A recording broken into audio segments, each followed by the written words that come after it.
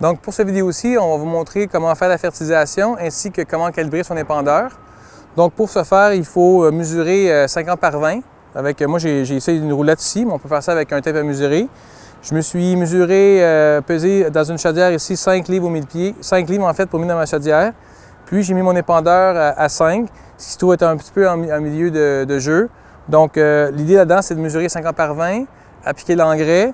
Puis au bout de ça, au bout de 1000 pieds carrés, si on voit qu'il manque l'engrais, ça veut dire que dans notre chaudière, c'est que dans notre épandeur plutôt, c'est qu'on a mis trop, plus que 5 livres au 1000 pieds carrés. Si on en a trop, par contre, c'est le contraire, on n'aurait pas assez mis.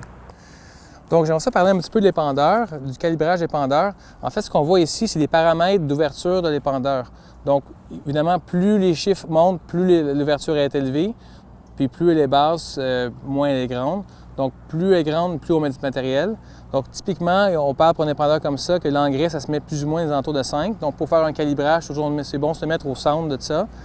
Et puis, pour faire des tests, après ça, quand on veut s'ajuster, on peut rajouter un peu plus ou en mettre un peu moins, dépendamment de ce qu'on va chercher comme ratio d'épandage. Un feature qui est intéressant aussi sur un épandeur comme celle-ci, mais il y en a d'autres différents modèles, c'est d'avoir le petit bloqueur comme ça sur le côté. C'est très utile pour, surtout dans des terrains des résidentiels, parce que ça fait en sorte qu'on ne met pas d'engrais sur les pavés, sur la piscine, ce genre de choses-là. Ce qui fait en sorte que des fois, l'engrais a peut-être tendance à faire des petites taches, ainsi de suite.